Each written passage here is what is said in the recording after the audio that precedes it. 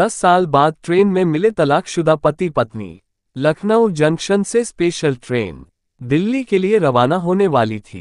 एक लड़की साड़ी पहने प्लेटफॉर्म पर बैठी होती है। राजेश उस लड़की को देखकर हैरान हो जाता है, क्योंकि वह लड़की कोई और नहीं बल्कि उसकी तलाकशुदा पत्नी थी, लेकिन वह उसे नहीं देख पाती। ट्रेन आ जाती है और वह लड़की ट्रेन में चढ़ने लगती है। राजेश उसके पीछे पीछे जाता है और उसी डिब्बे में चढ़ जाता है और उससे कुछ दूरी पर खड़ा रहता है। राजेश उसको टकाटक देखे जा रहा था। वह अपनी सीट पर पैरों को समेटे कर तो कभी फैलाकर बैठी थी। उस सीट पर एक आदमी बैठने लगता है। जब वह बैठता है तो वह उसे वहां बैठने के लिए मना कर देती है। जो भी वहां बैठने के लिए आता है वह सबको मना कर देती है। जब राजेश वहां अपना बैग रखता है और बोलता है, मैडम अपने पाँव पीछे कर लीजिए, मुझे बैठना है, जब आप लेटेंगे तब मैं उठ जाऊंगा, तो वह हैरान हो जाती है। यह आवाज सुनकर और देखकर वह बोलती है, आप। राजेश बोलता है, तुम यहाँ कैसे? फिर वह चुप होकर दूसरी तरफ मुंह फेर लेती है, कोई जवाब नहीं देती है।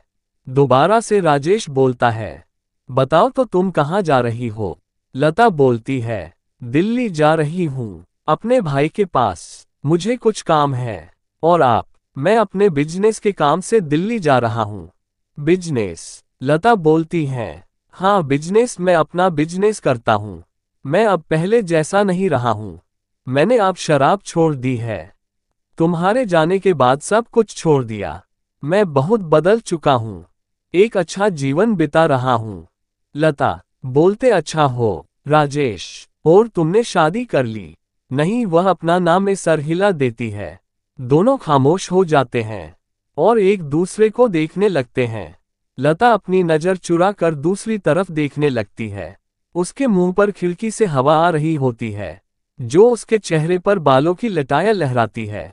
राजेश खामोशी से उसे देख रहा होता है और मन ही मन में उसकी तारीफ कर रहा होता है। आज भी कितनी सुंदर लग रही हो, इतनी सादगी में भी काश मैंने तुम्हें नहीं छोड़ा होता। राजेश फिर बोलता है, तुम कुछ काम करती हो क्या? लता, हाँ मैं एक स्कूल में टीचर हूँ। 10,000 रुपये कमा लेती हूँ, अपना घर चला लेती हूँ। लता बोलती है, आप अपने घर कब जाओगे? राजेश, पता नहीं अब कब जाऊंगा।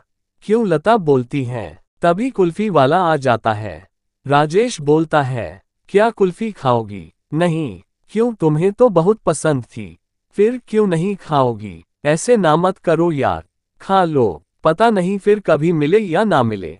तब बोली, ठीक है, एक शर्त पर खाऊंगी, पैसे में दूंगी। ठीक है, तुम बहुत स्वाभिमान हो। दोनों कुल्फी खा रहे होते हैं और एक दूसरे को देख रहे होते हैं।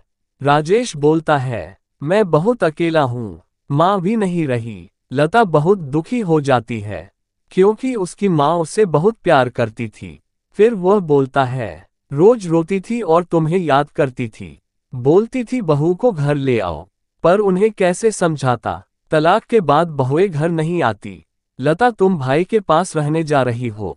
नहीं, कल ही आ जाऊंगी। भाई की तबीयत ठीक नहीं है, इसलिए। क्या हुआ? कैंसर है, उनके लिए पैसे इकट्ठे कर रही हूँ। राजेश बोलता है, चलो स्टेशन आ गया। तुम कल कौन सी ट्रेन से आओगे?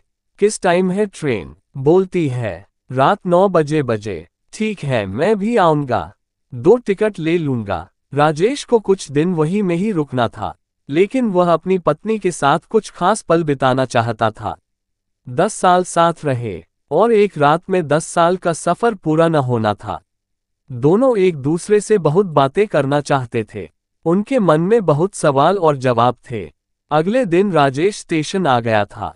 9 बज गए थे। 2 टिकट ले ली थी। उसे वहां कोई नहीं दिख रहा था।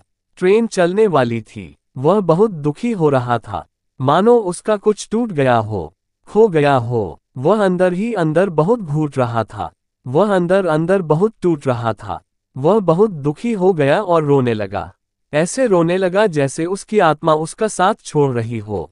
जोर जोर से रोने लगा और स्टेशन पर बैठे सभी लोग उसे देख रहे थे।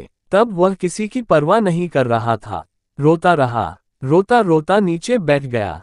धीरे से उसके कानों में एक आवाज आई, राजेश। वह खड़ा होकर भागा और लता को गले लगा कर रोने लगा।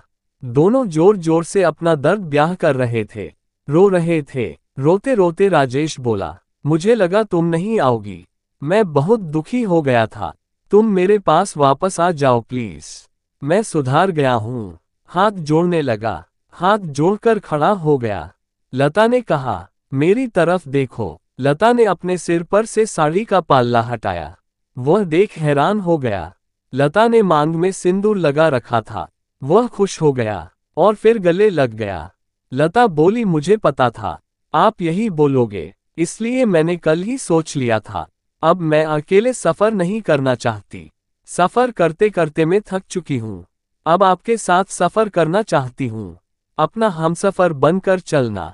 जन्म जन्म साथ चलेंगे। दोनों फिर गले लगकर जोर जोर से रोने लगते हैं और बाद में खुशी खुशी ट्रेन में चल दिए। लता का गांव आ गया था, लेकिन अब लता वहां नहीं जाना चाहती थी। वह अपने पति के साथ सफर करना चाहती थी। तभी राजेश हंसकर बोला, मेरा ससुराल आ गया। लता ने कहा, मुझे अपने ससुराल जाना है।